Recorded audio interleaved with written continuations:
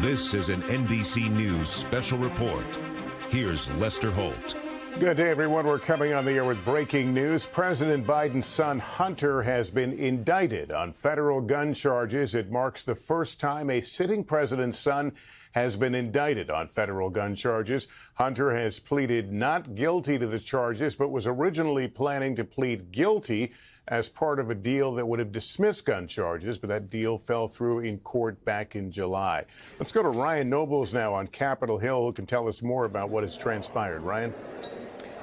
Lester, that's correct. Hunter Biden now facing 3 criminal counts related to that gun charge, and this came after the deal that was initially struck with federal prosecutors and Biden's legal team fell apart during a plea hearing in July. And in part of the reason that this plea arrangement fell apart were these gun charges. Hunter Biden was scheduled to take part in a pretrial diversion program that would have allowed him to avoid these charges.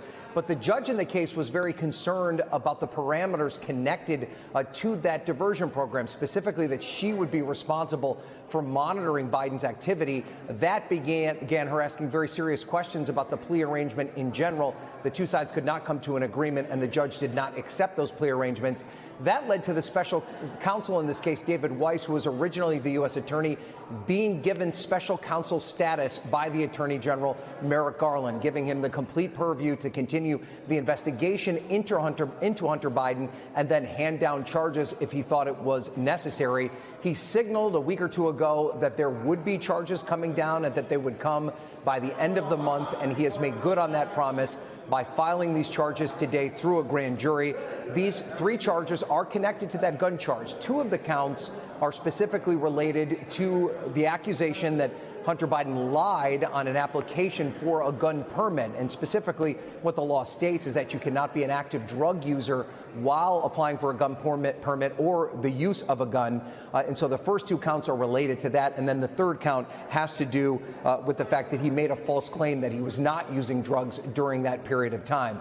Now, the original charge had with it a significant amount of jail time if convicted, perhaps up to 10 years. We're still working out the details as to whether or not those penalties would apply to this specific indictment as well if it is successfully prosecuted by the special counsel's office. But of course, Lester, it comes against the backdrop of enormous political pressure that has been put on the special counsel, in this case, David Weiss, and of course, the political pressure that is now on the White House as it relates to this. Earlier this week, the House Speaker Kevin McCarthy announcing a formal impeachment inquiry into the President of the United States, specifically related to his son's activities, questions around whether or not there was influence peddling from the vice president's office through Hunter Biden and his business dealings while he was serving as vice president. To be clear, House Republicans who've been investigating this case now for some time have yet to deliver any hard evidence that connects the president at all to his son's business dealings. But this complicates the political posture for the president heading into a re-election bid that his son, now, as you rightly point out, the first sitting president to face criminal charges in a situation like this. Lester? Ryan Nobles, thanks. We'll ask you to stand by. I'm joined here by NBC News senior legal correspondent Laura Jarrett and NBC legal analyst Danny Savelis. Laura, tell us how we got here. This was the same prosecution that had been willing to make this plea deal and now coming forward with charges. Yeah, and I think it might be confusing for folks at home, especially as it relates to this gun charge that we're seeing today. This is not about failing to file taxes on time. This is certainly not related to anything having to do with Hunter Biden's foreign business dealings. This is solely related to lying on the form as he submitted it to the U.S. government in order to get a firearm back in 2018. And so, Lester, you might be wondering also why now in particular. It's because of the statute of limitations, which prescribes a certain amount of time for which you need to bring criminal charges against somebody. And in 2018 is when he allegedly made this purchase and actually signed the form falsely, according to the government. And it's because it happened in 2018, they actually had to bring the charges by this October or the statute of limitations would run out. So that's partly, I think, why we're seeing this right now, even though it has to do with something that happened way back in 2018. As also we know that the special counsel can file charges anywhere. So these happen to be in Delaware because that's where he purchased the gun. But the special counsel could still file other charges. He could still file things related to taxes or other issues, as we know the special counsel has been looking into. So we could see charges in places like California, the District of Columbia, and the special counsel, David Weiss, has already indicated that that's a possibility. And Danny Savelis, let me ask you this. The case, as we said, is in Delaware. David Weiss was made special counsel only recently, and there was some talk leading up to it that maybe he wasn't able to pull the trigger in a way he wanted, and that's why he became special counsel. How does that play into any of this? Well, what's interesting is when that happened, there was speculation that the reason that the special counsel status was placed on him is so that he could investigate in other districts where he could have venue and have the powers of the special counsel. For example, federal districts in, say, California, where there may be tax charges. But what this represents is that the government is still going after the firearms charges that already existed to some degree in Delaware, in that jurisdiction. What this tells us is that, without question, the idea of Hunter Biden pleading guilty to entering into a diversionary program, that is something that is forever gone. He is now indicted. That decision has been made. And now this is also a statute, a federal statute that is charged very often, but under a different subsection. And that's why there's a debate about whether or not Hunter Biden got favorable or unfavorable treatment. On the one hand, yes, the federal government charges under this statute all the time, but there are many subsections. For example, if you're a felon, you're a prohibited person, you can't own a firearm. It's very easy to prove if you're a felon. If, on the other hand, you are addicted to some kind of stimulant or narcotic, that's a lot harder to prove. Does that mean just mere possession, one-time use? What exactly does that mean? So that's a subsection not as often charged. So it could be said that Hunter Biden was charged with something that's rarely brought. Therefore, his treatment was harsh. But on the other hand, when he was offered pretrial diversion, which is no longer on the table, that is something that is very rarely, particularly in the District of Delaware, ever offered at all. All right, Danny, thanks. Let me turn to NBC News Chief White House correspondent Peter Alexander. Any reaction from the White House thus far? No reaction from the White House at this point, Lester, though we have heard from the president and the White House on this topic many times in the past. I think in the simplest of terms, this is a political headache for President Biden, but is also a personal heartache for him. Someone who is so close to his son. It's his loyalty to his son that some of his closest allies fear has caused political distractions.